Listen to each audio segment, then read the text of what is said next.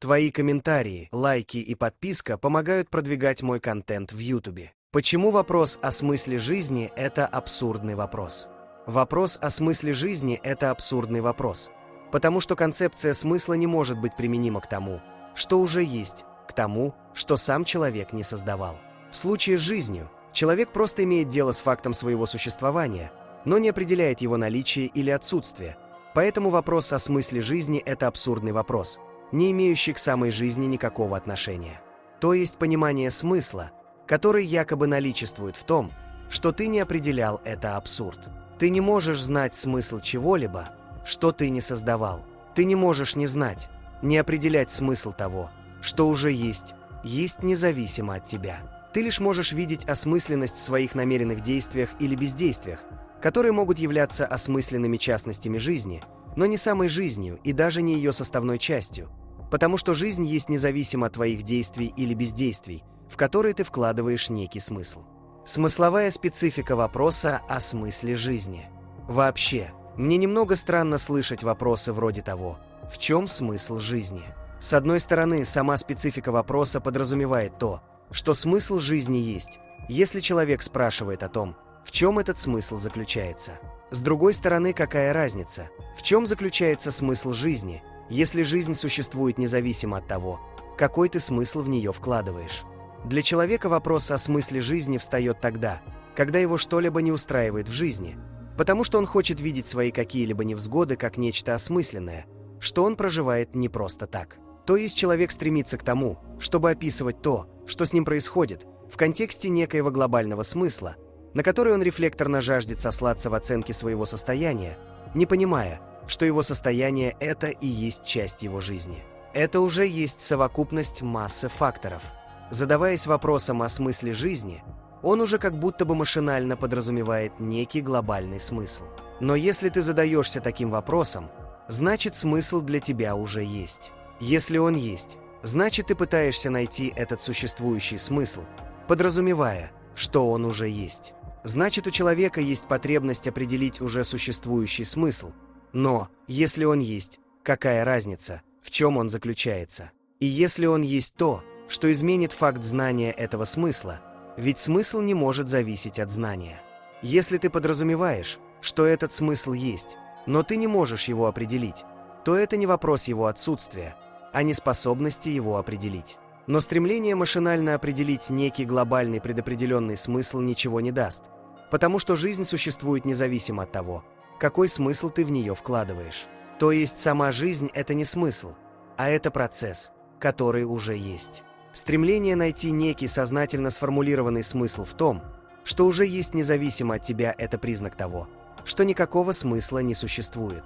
А поиском смысла ты пытаешься оправдать свое представление о жизни, которое не совпадает с реальностью.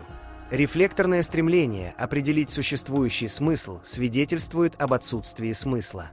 Рефлекторное стремление определить существующий смысл процесса, существование которого от тебя не зависит, свидетельствует об отсутствии смысла, потому что существующий для конкретного человека смысл – это то, что он интерпретирует как смысл в контексте какой-либо сознательной задачи.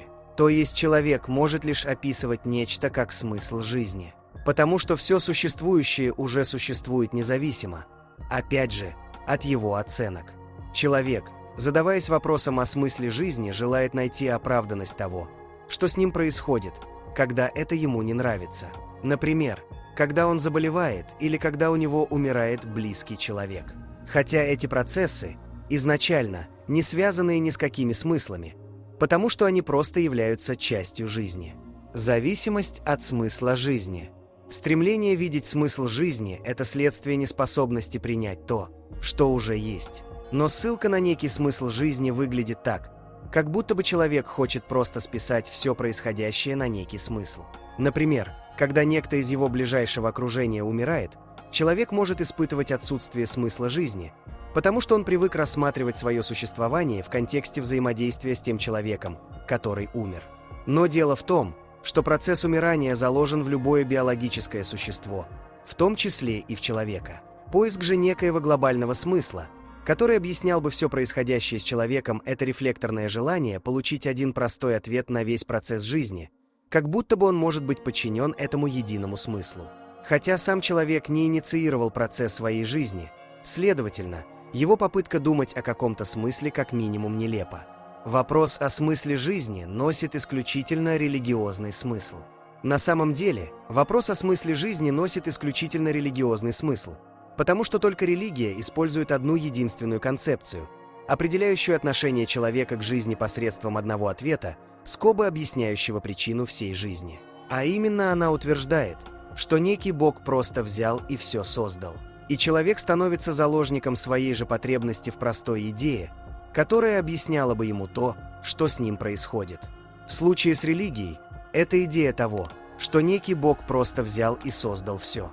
И человек, когда он подсаживается на зависимость от религиозной идеи, начинает рассматривать все происходящее с ним сквозь ее призму, потому что он не может смириться с идеей того, что все существует без всякого источника, который якобы представлял из себя намерение какого-то Бога.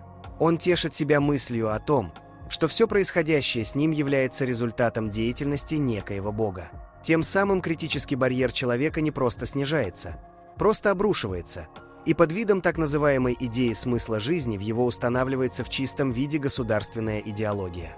То есть с обывательской точки зрения потребность человека в простых объяснениях делает из него заложника идей, продуцируемых теми, кто хочет воспользоваться этим. Естественно, что этим не преминет воспользоваться государство и религия, как ее идеологический инструмент. Собственно, общественные информационные отрасли такие, допустим, как психология и религия удовлетворяют спрос человека в простом объяснении того, что с ним происходит, давая ему через легкость и простоту идеи о некоем смысле жизни идеологические установки, которые он воспринимает как нечто свое, как некое утешение. Все потому, что куда сложнее не выдумывать некое фантазийное объяснение происходящего, а видеть то, что происходит за формой социальных явлений.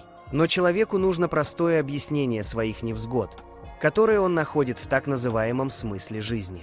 И хорошо, если бы это был его собственный смысл, но он руководствуется смыслами, которые были выдуманы для него другими, тем же самым государством и религией, как его идеологическим инструментом.